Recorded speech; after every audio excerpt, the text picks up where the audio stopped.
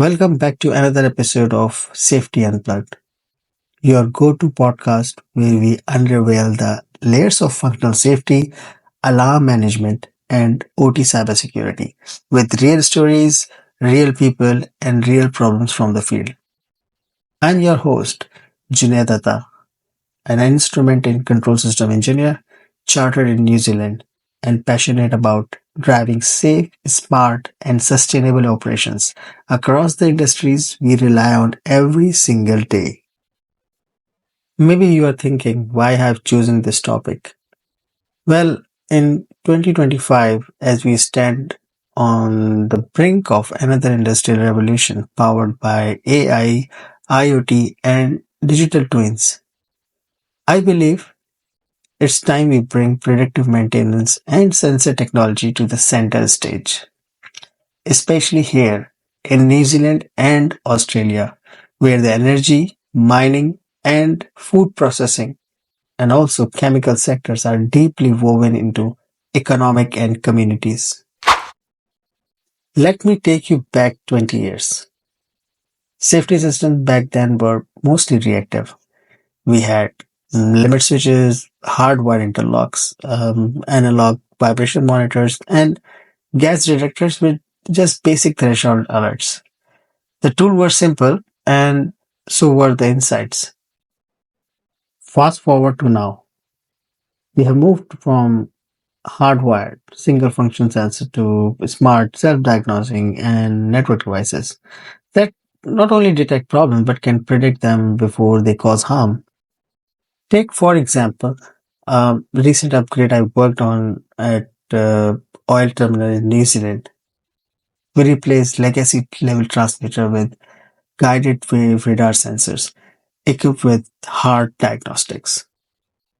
These sensors do not just measure level, they track dielectric shift, identify eco loss due to foam or turbulence, and self-report calibration drift. That level of intelligence wasn't even imagined 10 years ago. So, I must say, sensors are no longer just input devices, they are intelligent decision making agents. Let's talk about a concept that completely changing how we approach safety: predictive maintenance. Not just condition based monitoring, but predictive analytics powered by AI and real time IoT data streams. Here is a real world case from Queensland, Australia. In a gas processing facility, high vibration levels in a centrifugal compressor were a recurring issue. Historically, shutdown occurred based on high vibration alarms, often too late to prevent damage. But last year, the company introduced AI integrated vibration sensors that monitor frequency spectrum changes, bearing temperature patterns, and motor current profiles. The system detected a subtle harmonic imbalance 3 days before the conventional vibration limit were breached. Maintenance was scheduled, the fault was addressed, and get this, they avoided $250,000. That is not saving, that's a safety in action. A dairy plant in Taranaki used similar logic for pressurizer heat exchangers. When temperature and pressure started showing nonlinear variation, predictive sensors picked up early sign of scaling, weeks before a full blockage would have triggered an emergency. So here I will say uh, safety and reliability are no longer just a separate discipline. They are deeply integrated through predictive technologies. Let's break down some of the cutting edge sensor transforming our landscape. So the first one is MEMS vibration sensor.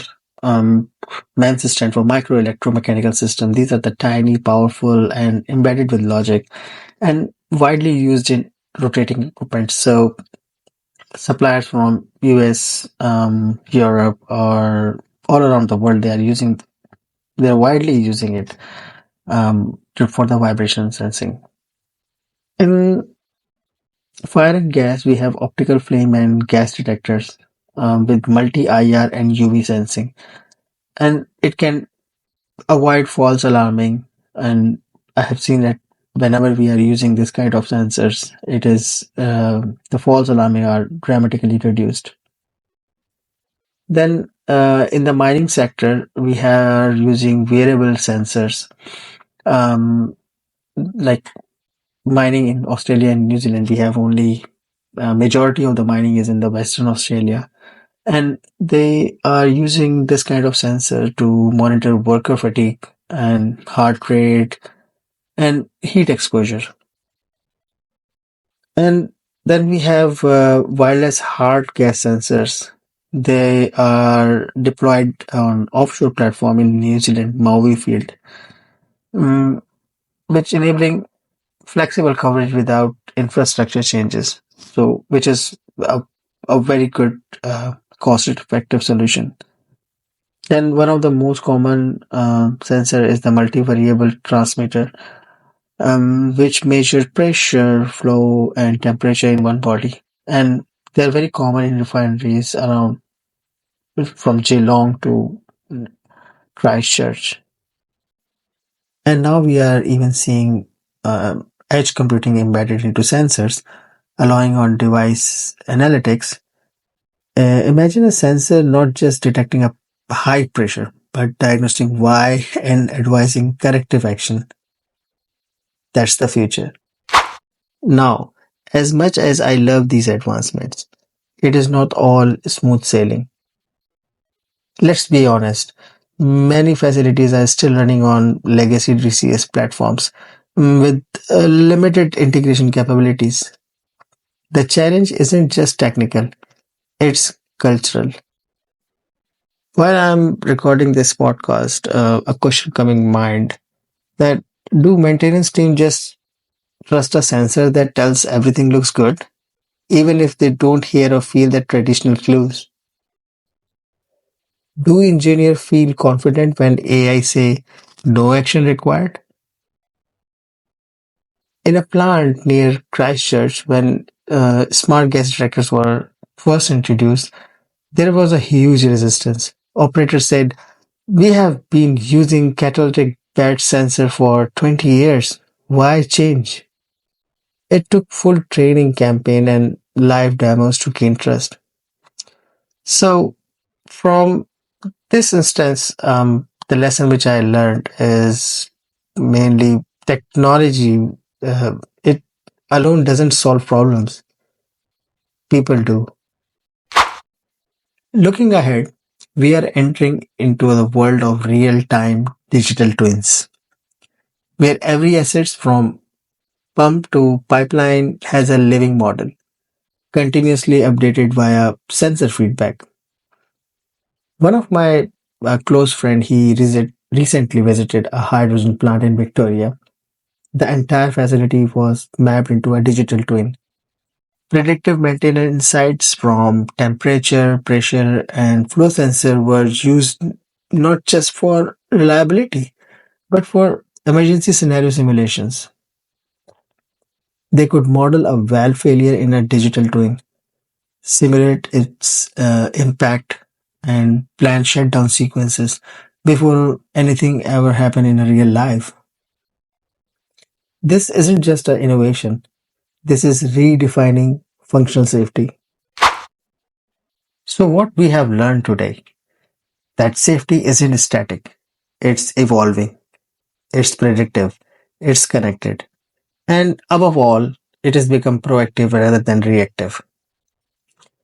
New Zealand and Australia are not just followers. We are leaders in applying these technologies in real world and in a high risk environments.